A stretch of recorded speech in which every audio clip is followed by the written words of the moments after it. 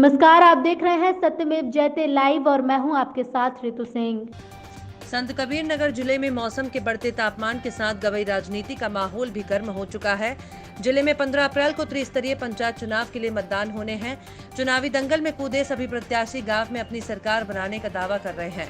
हर कोई विकास और शिक्षा के नाम पर जनता से वोट मांग रहा है। ऐसे में एक शिक्षित युवक परिवर्तन के साथ विकास और गांव को आदर्श गांव की तरफ ले जाने के लिए चुनाव मैदान में उतर जनता से खुद के पक्ष में मतदान करने की अपील कर रहा है। जी हां, हम बात कर रहे हैं जिले के विश्वनाथपुर ग्राम पंचायत की, जहां से प्रधानी का चुनाव लड़ रहे युवा शिक्षित उम्मीदवार धीरज पांडे परिवर्तन के नाम पर जनता से वोट मांग रहे हैं।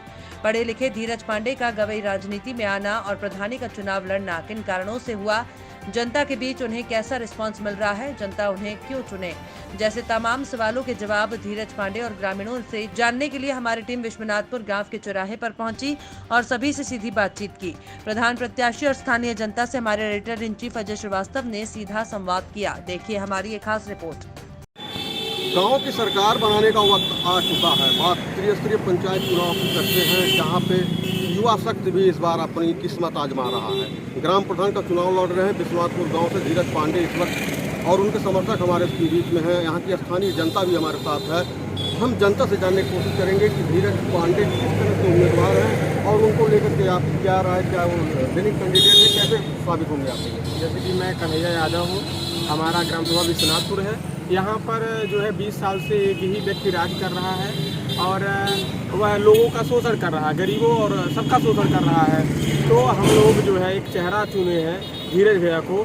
धीरज भैया जो है छोटे बड़ों सबको सम्मान देते हैं, सबसे आदर सम्मान से बात करते हैं और हम लोग इसलिए एक परिवर्तन का नारा लगाते हुए इस बार परिवर्तन लाने का पूरा प्रयास कर रहे हैं। और धीरज भैया के साथ पूरी हमारी 100, 150, 200 टीम है जो परिवर्तन लाने के लिए दिन प्रतिदिन रात दिन एक करके मेहनत कर रही है। लोगों तक धीरज भैया के जो अच्छा व्यवहार है, अच्छे व्यक्ति हैं, इनका सूचना उनको पहुँचा रहे हैं। हमारे साथ और भी हैं, हम उनसे भी जानने की कोशिश करेंगे। धीरज पांडे में ऐसे कौन से खासियत है जिसकी वजह से आप मैं संजीव कुमार गौड़। धीरज भैया एक सम्मानित व्यक्ति हैं और ये युवाओं के लिए बहुत जागरूकता का काम करते हैं और युवा की सोच की तरह मतलब आगे बढ़ने का काम करते हैं। जैसे कि 20 साल से एक ही आदमी का यहाँ पे शासन है, उसको हटाने के लिए एक परिवर्तन लाने के लिए एक युवा प्रत्याशी से धीरज भैया को पहुँचाने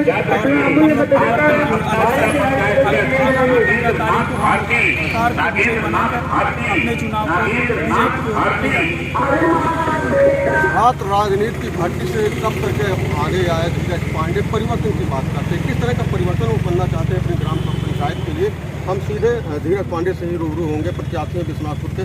धीरज जी, क्या कुछ एजेंडे हैं आपके और क्या प्राथमिकताएं हैं? हमारी प्राथमिकता सबसे पहले परिवर्तन ही है और परिवर्तन केवल कुर्सी का परिवर्तन नहीं, यहाँ के माहौल का, यहाँ के वातावरण का, यहाँ के राजनीतिक व्यवस्था का, यहाँ के लोगों की मानसिकता का, कि लोग जो दिमाग में बैठा लिए हैं कि उनको हराया नहीं जा सकता। तो हम लोग इसलिए समय से पहले चुनाव में लगे हुए हैं और मैं लगातार 7-8 महीने से संघर्ष कर रहा हूँ। जब सीट नहीं था, प्रतिबल नहीं था, तब से मेरा उद्देश्य था कि अगर सीट सामान्य होगी तो मैं लड़ूंगा। 80 पिछड़ी में किसी पढ़े लिखे 80 पिछड़े लड़के को अवसर दिया जाएगा, क्योंकि मेरा लक्ष्य था परिवर्तन। हमें अपने बनने का कोई शौक़ नहीं था, मुझे ग्राम सभा को आगे ले जाने का चिंता था, इसलिए मैं समय से जागा और इंकलाब का नारा लेके आगे बढ़ रहा हूँ। क्या पिछले 5 सालों में आपके गांव का विकास नहीं हुआ या क्या?